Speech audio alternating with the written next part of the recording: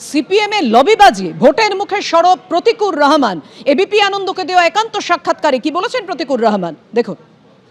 প্রতিকুর রহমান এখন এবিপি আনন্দের মুখোমুখি।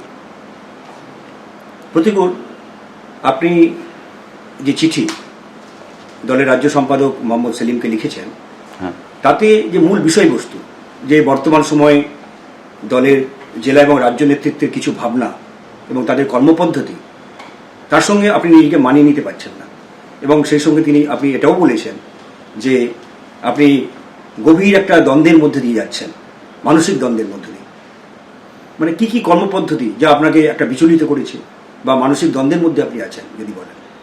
প্রথমে আমার এই দ্বন্দ্বটা তো দলের বিরুদ্ধে নয়, দলের অভ্যন্তরে কিছু ব্যক্তি, কিছু নেতৃত্ব আছে যারা মতাদর্শকে সামনে রেখে মতাদর্শের ঊর্ধ্বে উঠে নিজের ব্যক্তি ইমেজকে প্রতিষ্ঠা করতে চায়, এবং সেই ব্যক্তি ইমেজ প্রতিষ্ঠার লড়াই যখন কোনো ব্যক্তি যখন কোনো প্রশ্ন করে তাকে রাতারাতি কোণঠাসা করে দেওয়া হয়। সিপিএমের মানে সিপিআইএম দলের মধ্যে যে কথা প্রচলিত হয় জনসমাজের মাধ্যমে লোকজন যেটা জানে, সো কল্ড এক কথায় বলতে গেলে লবিবাজির শিকার আমি।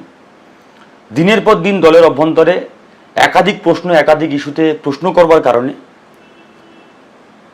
এবং অনেক নেতার সেখানেও বুলি আমি আওড়াতে পারিনি। দক্ষিণ চব্বিশ পরগনা জেলার সম্মেলন হয়েছে, সেই সম্মেলনে আমাকে একটা পক্ষের নেতা বলেছিল যে অমুক নেতার পক্ষে তোমার হাত তুলতে হবে, যদি তুমি হাত না তোলো তাহলে তুমি ড্যামরা লোকসভা কেন্দ্রে কোথাও কাজ করতে পারবে না। আমি বললাম কমিউনিস্ট পার্টি করতে এসেছিলাম তো কারোর সেখানেও বুলি বলবার জন্য নয়, প্রশ্ন করবার জন্য। আমার যেটা ঠিক মনে হবে সেটা আমি বলবো, সেটাই আমি বলেছি। তারপর থেকে স্টিল নাও টুডে আপনি সিপিআইএম দক্ষিণ জেলা কমিটির পেজ দেখতে পারেন, গোটা লোকসভা কেন্দ্রে আমার কোথাও ঢুকতে দেওয়া হয়নি। আভ্যন্তরীণ মিটিং হোক বা প্রকাশ্য মিটিং হোক, মাইনরিটি এলাকায় সভা হচ্ছে, আকড়া, সন্তোষপুর, মেটিয়াবুরুজি চত্বর, মহেশতলা চত্বর, বজবজ চত্বর, মাইনরিটি এলাকায় সভা হচ্ছে, মাইনরিটিদের ইস্যু নিয়ে সভা হচ্ছে। সেই সভাতে আমি বক্তা নই, সেই সভাতে আমার ডাকা হচ্ছে না। কেন না, আমি সম্মেলনের সময় কোনো নেতা সেখানেও বুলি আমি বলতে পারিনি। তাই দলের অভ্যন্তরে আমি প্রশ্ন করেছিলাম যে এই বাংলা বাঁচাও যাত্রা হলো, এটা ভেবেছিলাম চুপচাপ থাকবো, কিন্তু এখন মনে হচ্ছে এটা বলা প্রয়োজন। এই বাংলা বাঁচাও যাত্রা হলো, কোন নেতৃত্ব কোথায় থাকবে ঠিক হয়েছে। লিস্ট বের হলো রাজ্য কমিটির গ্রুপে। আমি যখন লিস্ট খুলে দেখলাম ওখানে সৃজন ভট্টাচার্যের নাম নেই। সৃজন আর আমি একসঙ্গে ছাত্র রাজনীতি করেছি, এবং আমি মনে করি প্রতিকুর রহমান এরকম 10টা প্রতিকুর রহমান, 100টা প্রতিকুর রহমান জন্ম নিতে পারে, কিন্তু সৃজন ভট্টাচার্য একটা সৃজন ভট্টাচার্য, তার যা ডেপথ, তার যা জ্ঞান, তার যা শব্দের উপরে দখল, এরকম তৈরি হওয়া বহু দশক পরে একজন করে জন্ম নেয়। সেই ছেলেটাকে বাংলা ভাষা যাত্রা থেকে হঠাৎ করে লিস্টে তার কোনো নাম নেই। অনেক নেতার নাম আছে, নামী অনামী রাজ্য কমিটির সদস্য, সমস্ত রাজ্য কমিটির সদস্যের নাম আছে, সৃজন ভট্টাচার্যের নাম নেই। কেন নেই? এই প্রশ্নটা যখন করেছিলাম, এই প্রশ্নগুলো অপ্রিয় প্রশ্ন। এই প্রশ্ন করবার কারণে আমার টানা 2 বছর আমি বসে আছি। ছাত্রফ্রন্ট ছেড়েছি, ছাত্র করার পরে টানা 2 বছর বসে আছি। যুব করতে দেওয়া যাবে না, বললো ইউনিট লোকাল করে উঠতে হবে তোমাকে। আমি বললাম ঠিক আছে, অসুবিধা নেই, আমি তো ইউনিট লোকাল করেই ওঠা ছেলে, সংগঠনের প্রতিটা ধাপ বেয়ে বেয়ে আমি উঠেছি, আমার কোনো সমস্যা নেই। কিন্তু নিয়ম তো সবার জন্য সমান হবে। আমার জন্য নিয়ম হবে তুমি ইউনিট লোকাল জেলা পরপর ধাপ পেরিয়ে পেরিয়ে উপরে উঠবে, আর কিছু পিয়ারের লোক থাকবে যারা একটা সংগঠন ছেড়ে আর একটা সংগঠনের ডাইরেক্ট নেতৃত্বের জায়গায় বসবে। এই দ্বিচারিতা কেন হবে? এই প্রশ্নগুলো কি অপ্রিয় প্রশ্ন? এই প্রশ্ন করা যাবে না কমিউনিস্ট পার্টির অভ্যন্তরে? আমাকে বললো তুমি ক্ষেত মজুর করবে, তোমার গায়ে মেঠো মাটির গন্ধ আছে, তুমি ক্ষেত মজুর করো। আমি বললাম ঠিক আছে, ফাইন, কোনো সমস্যা নেই। তোমাকে নিয়ে রাজ্য স্তরের পরিকল্পনা যে রাজ্যের নেতৃত্বের অভাব, যে তুমি রাজ্য স্তরের নেতৃত্বের কাজ করবে। আমি বললাম ঠিক আছে, কোনো সমস্যা নেই। মানে রাজ্য স্তরের নেতৃত্ব দিতে হবে না, কর্মী হিসেবে কাজ করতে চাই, কিন্তু কাজ করার জায়গাটা যাতে পাই। রাজ্য সম্মেলন হচ্ছে, আমাকে ডেলিগেট পর্যন্ত করেনি। রাজ্য কমিটির সদস্য তো ছেড়ে দিন, আমাকে ডেলিগেট পর্যন্ত করেনি, নেতৃত্ব তো ভাবা দূরে থাক। এতটাই অযোগ্য আমি কমিউনিস্ট পার্টির মধ্যে হয়ে গেছি, এতটাই অযোগ্য হয়ে গেছি কিছু প্রশ্ন করবার জন্য। যে দলের মধ্যে থেকে যদি আমি প্রশ্ন করতে না পারি, সেখানে আমাকে ব্রাত্য করে দেওয়া হবে। এটা শুধুমাত্র আমার ব্যক্তিগত প্রতিকূলের সমস্যা হচ্ছে, মানসিক দ্বন্দ্ব হচ্ছে এই জায়গাটায়। কদিন ধরে যা দেখছি রোজ, এই কমিউনিস্ট পার্টির সঙ্গে যে কমিউনিস্ট পার্টির স্বপ্ন আমি দেখেছিলাম তার সঙ্গে মেলাতে পারছি না। রাজ্য সম্পাদক সহ কিছু কিছু পিয়ারের লোক আছে, কিছু কিছু কঠোরের লোক আছে, কিছু কিছু খাস লোক আছে যাদের পরিমণ্ডলে উনি আবদ্ধ থাকেন, এবং তাদের কথা ওনার কথাই তাদের কথা হয়, ওনার শেখানো বলি তারা বলেন।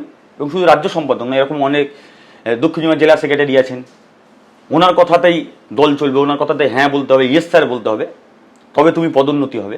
আচ্ছা, এতে দলের মধ্যে স্বার্থান্বেষী নয় যে তুমি তোমার মতের বিরুদ্ধে গিয়ে অন্যজনের মত তুমি হ্যাঁ বলছো, না বলছো, যা বলছে তাই করছো, কেন? শুধুমাত্র পদ পাওয়ার জন্য। এটা অনৈতিক নয়? প্রশ্ন করা যাবে না? আপনি তো দলের তরুণ তর্কি বলে পরিচিত এবং ছাত্র যুবদের মধ্যে আপনার একটা জনপ্রিয়তা আমরা দেখেছি। তাহলে সেই জনপ্রিয়তা কি কোথাও দলের একটা অংশের মধ্যে একটা ঈর্ষার কারণ হয়ে উঠেছিল, যে আপনাকে কোণঠাসা করে রাখা, যাতে আপনি দলের ওপরে উঠে আসতে না পারেন? কখনো কি এই ভাবনা আপনাকে তাড়িত করেছিল? দেখুন, আমি কোনোদিন এরকম ভাবিনি যে আমি ভীষণ জনপ্রিয়। আমি পার্টির একজন সর্বক্ষণের কর্মী ছিলাম, আমি সর্বক্ষণ পার্টির কাজ করতে চেয়েছিলাম। জনপ্রিয়তা মানুষ আমাকে দিয়েছে, হ্যাঁ, পার্টির ত্যাগ ছিল বলে জনপ্রিয়তা আমি অর্জন করেছি, এটুকু, এটা সত্যি। দিনের পর দিন আমি দেখেছি কি কারণে, কোন কারণে আমাকে হঠাৎ করে আস্তে আস্তে আলাদা করে দেওয়া হলো।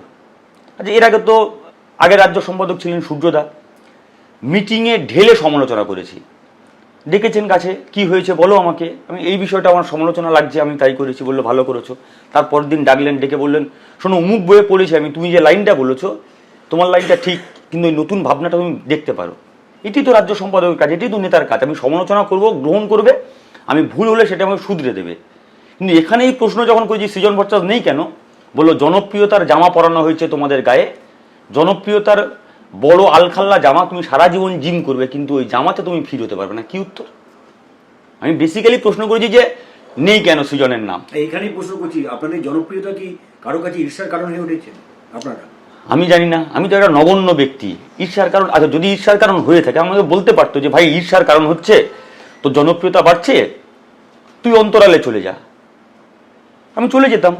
কিন্তু আমাকে ব্যক্তিগতভাবে মেলাইন করবার জন্য কোথাও কোথাও বলা হলো, ডায়মন্ড হারবার থেকে চিঠি দেওয়া হলো আমার বিরুদ্ধে, যে সেটিং করেও রাজনীতি করে। 84খানা কেস, 6বার 7বার মৃত্যুর মুখ থেকে ফিরে আসা, বাবার কাজ, তারপরেও শুনতে হবে। গোটা রাজ্যে দৌড়ে বেরিয়েছি, বাড়িতে মেয়ে অসুস্থ হয়েছে, স্ত্রী অসুস্থ হয়েছে, কোনোদিন খোঁজ রাখতে পারিনি, স্বাভাবিক, তার জন্য কোনো গিল্টি ফিল নেই, কিন্তু তারপরে এটা শুনতে হবে যে আমি সেটিং করে রাজনীতি করি। ঠিক আছে, আমার বিরুদ্ধে অভিযোগ এলো, তো অভিযোগ কার সঙ্গে সেটিং করছেন? তৃণমূলের সঙ্গে সেটিং করি নাকি আমি? কে অভিযোগ করলো? ডায়মন্ড হারবার থেকে করেছে, এবং ডায়মন্ড হারবার থেকে যারা করেছে তাদের ভায়া জেলা ভায়া রাজ্যের সিগন্যাল না পেলে, এখন মনে হচ্ছে ভায়া জেলা ভায়া রাজ্য না হলে তারা এই সাহসটা পেতেন না। চিঠি দিলেন, চিঠি দিয়েছেন, ঠিক আছে, সমস্যা নেই, কমিউনিস্ট পার্টিতে কারোর বিরুদ্ধে কারোর অভিযোগ থাকতেই পারে। আমার বিরুদ্ধে যখন অভিযোগ দেওয়া হলো, আমাকে জিজ্ঞেস করুন, আমার ক্যাডারদের সামনে এমনি বলছেন তোর নেতা কোথায়, তোর নেতা কেস খেয়েছে কেন? আপনি কমিউনিস্ট পার্টির এথিক্স মেনে কাজ করছেন, আপনি কমিউনিস্ট পার্টির গাইডলাইন মেনে কাজ করছেন, আপনি কেন বলবেন অন্যদের সামনে আমার কথা? তারপরে বলছে মিটিংয়ে সমালোচনা করে নেবো, তুমি শুনে নাও। কেন মিটিংয়ে সমালোচনা করে নাও? আমি শুনে নাও মানে আমি পরোক্ষভাবে স্বীকার করলাম যে আমি সেটিং করে চলি। আমি বললাম কমিশন হোক, কোনো উত্তর নেই। আপনি তো খোদ অভিষেক বন্দ্যোপাধ্যায়ের বিরুদ্ধে গত লোকসভা নির্বাচনে প্রতিদ্বন্দ্বিতা করলেন, তা সেটিংটা কিভাবে হলো? আমি জানি না, কিন্তু যে বা যারা হুমায়ুনের সঙ্গে যখন বসতে যায় তখন সেটিং থাকে না। নিজে এমপি এমএলএ হওয়ার জন্য শাসক দলের নেতা ঘনিষ্ঠদের থেকে কোথাও সেটিং, কোথাও টাকা নেয়, তখন সেটা সেটিং হয় না। আর আমি যখন দাঁতে দাঁত চেপে লড়াই করি তখন সেটিং হয়। আসলে সেটিংয়ের কথাটা বলা হচ্ছে এই কারণে, ব্যক্তিগতভাবে মেলাইন করে দাও। লড়াইটা ব্যক্তির বিরুদ্ধে ব্যক্তিগতর লড়াই, সেখানে তো মতাদর্শ আসছে, সেখানেও কিছু প্রশ্ন আসছে, সেখানে সংগঠনের প্রশ্নে কিছু প্রশ্ন তো সেখানে অবশ্যই আছে, সেই প্রশ্নগুলো তুলে ধরেছি, সেই কারণে হয়তো এত অপ্রিয়। আচ্ছা, আমি এত অপ্রিয় হয়ে গেছি, আমার ধরে নিন আমি খুব অবাধ্য ছেলে, আমি তো রাজ্য সম্পাদককে চিঠি দিয়েছি, আপনি আমার সঙ্গে এখনো এই আজকে রাজ্য কমিটি মিটিং, আপনি একবারও ফোন করতে পারলেন না? এটা কি আপনার উদ্ধত্ত? আপনি হুমায়ুনের সঙ্গে মিটিং করবার জন্য আপনার সময় আছে, এক্স রাজ্য কমিটির সদস্যের সঙ্গে কথা বলার আপনার সময় নেই। তাহলে কি আপনারা চান না আমি পার্টিটা করি? আমি তো চাই পার্টিটা করতে, আমি তো চেয়েছিলাম, সেই কারণে আমি হোয়াটসঅ্যাপ গ্রুপে দিয়েছিলাম, আমি তো মিডিয়াতে দিইনি। প্রতীকুর রহমান যদি প্রশ্ন করে সৃজন ভট্টাচার্য কেন বাংলা বাজার যাত্রায় থাকবে না, তাহলে প্রতীকুর রহমানকে কর্নার করতে হবে, এগুলো প্রশ্ন করা যাবে না। কিন্তু যদি প্রতীকুর রহমান প্রশ্ন করে হুমায়ুনের সঙ্গে কেন আপনি বৈঠক করবেন, তখন প্রতীকুর রহমানকে কর্নার করতে হবে। তাহলে এই দ্বিচারিতা কতদিন চলবে? এখানে আপনাকে প্রশ্ন, যে আপনি যেটা বলছেন যে দলের একাংশের মধ্যে নীতি নৈতিকতার অভাব দেখা দিচ্ছে, এই যে একাংশ তার মধ্যে কি পার্টির যে রাজ্য সম্পাদক মোহাম্মদ সেলিম পড়েন? আপনি তো প্রশ্ন করছেন। আমার তো তাই মনে হচ্ছে। দেখুন, নীতি নৈতিকতা কি না কি সেটা তো আমি এখন বলতে পারবো না ভাবে কার মধ্যে কি আছে না আছে, কিন্তু কমিউনিস্ট পার্টির সম্পাদক সিপিআইএম পশ্চিমবঙ্গ রাজ্য সম্পাদকের যে দায়িত্ব হওয়া উচিত ছিল আমার মনে হয়েছে, উনি সেই দায়িত্বটি যদি যথাযথ পালন করতেন তাহলে হয়তো আজকের আপনার সঙ্গে এখানে বসে আমি বাইট দিতাম না, আপনার সঙ্গে এখানে কথা বলতাম না, হয়তো এখন আলিমুদ্দিনের রাজ্য কমিটির মিটিংয়ে বসে আমি কথা বলতাম। দায়িত্বটা ওনার ছিল ডাকার, উনি তো ডাকেননি। তাহলে কোথাও থেকে মনে হবেই, এটা তো স্বাভাবিক। আদর্শের বিচ্যুতি কিনা যারা নেতৃত্ব আছেন, যারা ওই ঘরে বসে আছেন, তারা বলতে পারবেন। তারা কেন চুপ করে আছেন আমি তো জানি না, তাদের তো প্রশ্ন করা উচিত। এক ডেরেকা মহল, ভয়ের পরিস্থিতি, গব্বর সিং আছে কিছু বলা যাবে না, কিতনে আদমি থে বলাও যাবে না, তো বলেছিল সর্দার 3 আদমি থে 2 আদমি থে, এখানে সেটাও বলা যাবে না। সর্দারা যা বলবে, সাহেব যা বলবে সেটাই করতে হবে। কি কালচার কমিউনিস্ট পার্টিতে? মানে আপনি প্রকাশ্যে কোনো কথা বলতে পারছেন না? আমি তো এতদিন প্রকাশ্য বলিনি, কারণ আমি দলের প্রোটোকল মেনে চলতে বাধ্য ছিলাম। দলের ভেতরে আপনি কোনো কথা বলতে পারছেন না মুখ খুলে? কেউ বলতে পারছে না, সবাই ভয়ে পরিস্থিতি আছে, এক্ষুনি বোধহয় কাছে যাবে। দমবন্ধ পরিস্থিতি। আমার কাছে তো দমবন্ধ মনে হয়েছিল, কার কাছে কি আছে আমি বলতে পারছি না, কেউ সেটাকে এনজয় করতে পারে। আপনি একটা প্রতিকূলকে ঝেড়ে ফেললেন, সামনে উঠলো, জেনে রাখবেন এটা একটা প্রতিকূল নয়। যারা সাহেবরা আমার কথা শুনছেন জেনে রাখুন এটা একটা প্রতিকূল নয়। পশ্চিমবঙ্গের মাটিতে বুথে, ব্রাঞ্চে, ইউনিটে, লোকালে, তলায় হাজার হাজার প্রতিকূল আছে যারা প্রশ্ন করছে, এবং যারা প্রশ্ন করেছে বলেই তারা কর্নার হয়েছে। আজকের আমি প্রকাশ্য মুখ খুলেছি, হয়তো তারা পার্টির কারণে তারা মুখ খোলেনি, কিন্তু ব্যক্তির কারণে একদিন না একদিন মুখ খুলবে, সেদিন কিন্তু পালানোর পথ পাবেন না। ভালো থাকবেন। আপনি তো মমতা বন্দ্যোপাধ্যায়কে বহুদিন থেকে দেখছেন, এই যে মমতা বন্দ্যোপাধ্যায়ের যে সরকার, তার যে একের পর প্রকল্প বা মমতা বন্দ্যোপাধ্যায়ের যে ব্যক্তিগত জীবনযাত্রা, সেটাকে আপনি কোন চোখে দেখেন? দেখুন, একজন নেত্রী হিসেবে পশ্চিমবঙ্গে যতগুলো বিরোধী দল আছে, বিরোধী নেত্রী আছে, একজন মানুষকে সম্মান করা উচিত। মমতা ব্যানার্জি হতে পারে, দিলীপ ঘোষ হতে পারে, নওশাদ সিদ্দিকী হতে পারে, শুভঙ্কর দা হতে পারে, যে কেউ হতে পারে। ব্যক্তি হিসেবে ব্যক্তির সম্মান করা উচিত। যেহেতু মমতা ব্যানার্জির সরকার আছে পশ্চিমবঙ্গের মাটিতে, এই সরকার যেভাবে গরিব মানুষের হয়ে ওই যে প্রকল্পগুলো দিয়েছে, একটা সময় আমরা বলতাম ভিক্ষা ভিক্ষা ভিক্ষা, এখন বুঝতে ভিক্ষা না, ওটা মানুষের অধিকার দিয়েছে। মানুষ মনে করছে ওই লক্ষ্মীর ভাণ্ডারের মধ্যে দিয়ে সে তার আত্মসম্মান ফিরে পেয়েছে, একজন গ্রামের মা মনে করছে। আমরা তখন ভুল বুঝেছিলাম, পরে রিয়েলাইজ হয়েছে যে না, ভিক্ষা বলা যাবে না। পরে আমাদের লাইন চেঞ্জ হলো যে না, প্রয়োজনে বলো যে 1,500 টাকার বদলে আমরা 2,000 টাকা দেবো, 3,000 টাকা দেবো, প্রয়োজনে এটা বলো, কিন্তু ভিক্ষার পাত্র এটা বলা যাবে না।